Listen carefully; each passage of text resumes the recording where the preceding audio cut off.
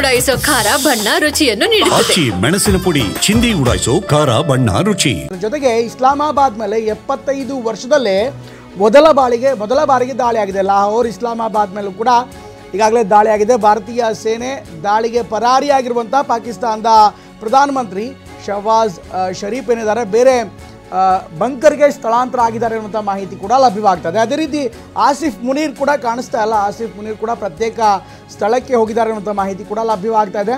ಲಾಹೋರ್, ಇಸ್ಲಾಮಾಬಾದ್, ಕರಾಚಿ ಮೇಲೆ ಕೂಡ ಭಾರತ ದಾಳಿ ಮಾಡಿದೆ. ಕಳೆದ 70 ವರ್ಷಗಳಲ್ಲಿ ಮೊದಲ ಬಾರಿಗೆ ಇಸ್ಲಾಮಾಬಾದ್ ಮೇಲೆ ಭಾರತ ದಾಳಿ ಮಾಡಿದೆ. ಇಸ್ಲಾಮಾಬಾದ್ನ ಪ್ರಮುಖ ಆಯಕಟ್ಟಿನ ಪ್ರದೇಶಗಳು ಜೊತೆಗೆ ಅಲ್ಲಿನ ಮಿಲಿಟರಿ ಎಸ್ಟಾಬ್ಲಿಷ್ಮೆಂಟ್ಗಳ ಮೇಲೆ ಕೂಡ ದಾಳಿ ಆಗಿದೆ. ಸೇನಾ ನೆಲೆಗಳ ಮೇಲೆ ಕೂಡ ಭಾರತ ದಾಳಿ ಮಾಡಿದೆ ಅನ್ನುವಂಥ ಮಾಹಿತಿ ಲಭ್ಯವಾಗಿದೆ. ಈಗಾಗಲೇ ಪಾಕಿಸ್ತಾನ ಅನೇಕ ನಗರಗಳನ್ನು ಟಾರ್ಗೆಟ್ ಮಾಡಿದರೆ, ಜನವಸತಿ ಪ್ರದೇಶಗಳನ್ನು ಕೂಡ ಟಾರ್ಗೆಟ್ ಮಾಡಿತ್ತು. ಈಗ ಭಾರತೀಯ ಸೇನೆ ತನ್ನ ಅಧಿಕೃತ ಪ್ರಕಟಣೆಯಲ್ಲಿ ಸ್ಪಷ್ಟವಾಗಿ ಹೇಳಿದೆ, ಪಾಕಿಸ್ತಾನದ ಯಾವುದೇ ನಾಗರಿಕ ಸಮುಚ್ಚಯಗಳಾಗಲಿ ಅಥವಾ ವಸತಿ ಪ್ರದೇಶಗಳನ್ನಾಗಲಿ ನಾವು ಟಾರ್ಗೆಟ್ ಮಾಡಿಲ್ಲ.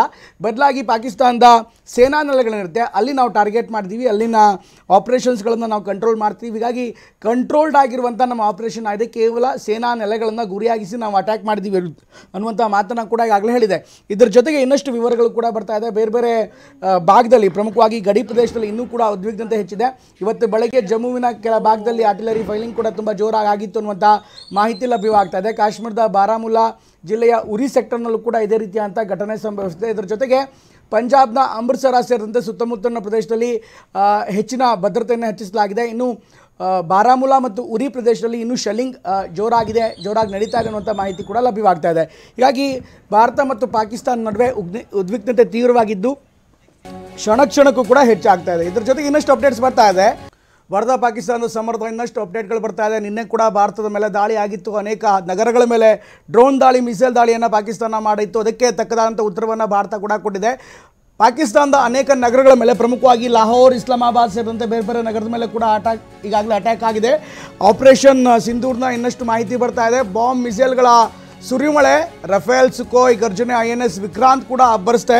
ಇನ್ಫ್ಯಾಕ್ಟ್ ಭಾರತದ ಅನೇಕ ಶಸ್ತ್ರಾಸ್ತ್ರಗಳು ಈಗಾಗಲೇ ಅಖಾಡಕ್ಕೆ ಇಳಿದಿವೆ. ಪಾಕ್ನ 3 ಜೆಟ್ಗಳು ಸಂಪೂರ್ಣವಾಗಿ ಫಿನಿಶ್ ಆಗಿದೆ ಅಂತ ಮಾಹಿತಿ ಲಭ್ಯವಾಗ್ತಾ ಇದೆ. ದಶ ದಿಕ್ಕುಗಳಿಂದಲೂ ಕೂಡ ಭಾರತ ನುಗ್ಗಿ ಹೊಡೆದಿದೆ. ಹಾರ್ಪಿ ಡ್ರೋನ್ ದಾಳಿಯಲ್ಲಿ ಈಗ ಪಾಕಿಸ್ತಾನ ಹೌವಾರ್ತಾ ಇದೆ. ಅದನ್ನು ಕಂಟ್ರೋಲ್ ಮಾಡೋದಕ್ಕೂ ಕೂಡ ಸಾಧ್ಯವಾಗ್ತಾ ಇಲ್ಲ. ಲಾಹೋರ್, ಇಸ್ಲಾಮಾಬಾದ್ ಮೇಲೆ ಬಾಂಬ್ಗಳ ಸುರಿಮಳೆ ಭಾರತ ಗಿರಿತಾ ಇದೆ. ರಾವಲ್ಪಿಂಡಿ, ಕರಾಚಿ ಮೇಲೂ ಕೂಡ ಭಾರತೀಯ ಸೇನೆಗೆ ಅಟ್ಯಾಕ್ ಮಾಡಿದೆ ಅನ್ನುವಂಥ ಮಾಹಿತಿ ಲಭ್ಯವಾಗ್ತಾ ಇದೆ. ಸೇನೆ ರಣಬೇಟಿಗೆ ಪಾಕಿಸ್ತಾನದ PM ಸೇನಾ ಮುಖ್ಯಸ್ಥ ಇಬ್ಬರೂ ಕೂಡ ಪರಾರಿಯಾಗಿದ್ದಾರೆ ಅಥವಾ ಬೇರೆ ಸ್ಥಳಕ್ಕೆ ಈಗಾಗಲೇ ಧಾವಿಸಿದ್ದಾರೆ ಅನ್ನುವಂಥ ಮಾಹಿತಿ ಕೂಡ ಲಭ್ಯವಾಗ್ತಾ ಇದೆ. ಇದರ ಜೊತೆಗೆ ಭಾರತದ S-400 ಸುದರ್ಶನ ಚಕ್ರ ಸಿಸ್ಟಮ್ ಕೂಡ ತುಂಬ ಆ್ಯಕ್ಟಿವ್ ಆಗಿದ್ದು, ಪಾಕಿಸ್ತಾನ ಮಾಡಿರುವಂಥ ದಾಳಿಗೆ ತಕ್ಕ ಉತ್ತರವನ್ನು ಕೂಡ ಈಗಾಗಲೇ ನೀಡಲಾಗಿದೆ. ಒಟ್ಟಿಗೆ ಎಟ್ ಎ ಟೈಮ್ ಸುಮಾರು 200ಕ್ಕೂ ಹೆಚ್ಚು ಡ್ರೋನ್ ದಾಳಿಯನ್ನು ಪಾಕಿಸ್ತಾನ ಭಾರತದ ನಗರಗಳ ಮೇಲೆ ಮಾಡಿತ್ತು. ಎಲ್ಲ ಕ್ಷಿಪಣಿಗಳನ್ನು ಭಾರತ ಹೊಡೆದುಳಿಸಿದೆ ಅನ್ನುವಂಥ ಮಾಹಿತಿ ಕೂಡ ಲಭ್ಯವಾಗ್ತಾ ಇದೆ. ಇದರ ಜೊತೆಗೆ ಪಠಾಣ್ಕೋಟ್ ಏರ್ ಬೇಸ್ ಮೇಲೂ ಕೂಡ ಪಾಕಿಸ್ತಾನ ದಾಳಿ ಮಾಡುವಂಥ ಪ್ರಯತ್ನವನ್ನು ಮಾಡಿತ್ತು. ಅಲ್ಲೂ ಕೂಡ ಭಾರತೀಯ ಸೇನೆ ತಕ್ಕ ಉತ್ತರವನ್ನು ಕೊಟ್ಟಿದೆ. ಅದೇ ರೀತಿ ಗಡಿ ಭಾಗದಲ್ಲೂ ಕೂಡ ಉದ್ವಿಗ್ನತೆ ಹೆಚ್ಚಾಗಿದೆ. ಪ್ರಮುಖವಾಗಿ ರಜೌರಿ, ಅನಂತನಾಗ್, ಬಾರಾಮುಲ್ಲಾ ಈ ಭಾಗದಲ್ಲಿ ಹೆಚ್ಚಿನ ಅಪ್ರಚೋದಿತ ದಾಳಿಗಳು ಕೂಡ ಹೆಚ್ಚಾಗಿತ್ತು. ಪಾಕಿಸ್ತಾನ ಆರ್ಟಿಲರಿ ಶೆಲ್ಲಿಂಗ್ ಮಾಡಿರುವಂಥ ಹಿನ್ನೆಲೆಯಲ್ಲಿ ಭಾರತ ಕೂಡ ಅಷ್ಟೇ ಉಗ್ರವಾದಂಥ ಆರ್ಟಿಲರಿ ಶೆಲ್ಲಿಂಗನ್ನು ಮಾಡಿದೆ. ಹಾಗೆಯೇ ಭಾರತದ 23 ಗಡಿ ಜಿಲ್ಲೆಗಳಲ್ಲೂ ಕೂಡ ತೀವ್ರ ಕಟ್ಟೆಚ್ಚರವನ್ನು ಘೋಷಣೆ ಮಾಡಲಾಗಿದ್ದು, ನಿನ್ನೆ ರಾತ್ರಿ ಉತ್ತರ ಪ್ರದೇಶ, ಇನ್ಫ್ಯಾಕ್ಟ್ ಜಮ್ಮು ಕಾಶ್ಮೀರದಿಂದ ಗುಜರಾತ್ ತನಕ ಎಲ್ಲ ಗಡಿ ಭಾಗದಲ್ಲೂ ಕೂಡ ಬ್ಲ್ಯಾಕ್ಔಟನ್ನು ಮಾಡಲಾಗಿತ್ತು. ಇದರ ಜೊತೆಗೆ ಗಡಿ ಭಾಗದಲ್ಲಿ ಗಸ್ತು ತಿರುಗೋದಕ್ಕೆ BSFಗಳಿಗೆ ಕೂಡ ಹೆಚ್ಚಿನ ಸೂಚನೆಯನ್ನು ನೀಡಲಾಗಿದೆ. ಸಾಂಬಾ ಪ್ರದೇಶದಲ್ಲಿ 7 ಉಗ್ರರನ್ನು ಹೊರದುಡಿಸಲಾಗಿದೆ ಅನ್ನುವಂಥ ಮಾಹಿತಿ ಕೂಡ ಲಭ್ಯವಾಗ್ತಾ ಇದೆ. ಅನೇಕರು ಒಳನುಸುಳುವಂಥ ಪ್ರಯತ್ನವನ್ನು ಮಾಡಿದ್ರು. ಭಾರತದ ಪರಿಸ್ಥಿತಿಯನ್ನು ದುರುಪಯೋಗಪಡಿಸಿಕೊಂಡು ಅತ್ತ ಪಾಕಿಸ್ತಾನ ಹೆವಿ ಆರ್ಟಿಲರಿ ಶೆಲ್ಲಿಂಗನ್ನು ಮಾಡಿತ್ತು. ಇಂಥ ಒಂದು ಸಂದರ್ಭವನ್ನೇ ಬಳಸಿಕೊಂಡು ಒಳಗಡೆ ನುಗ್ಗುವಂಥ ಪ್ರಯತ್ನವನ್ನು ಮಾಡಿದ್ರು.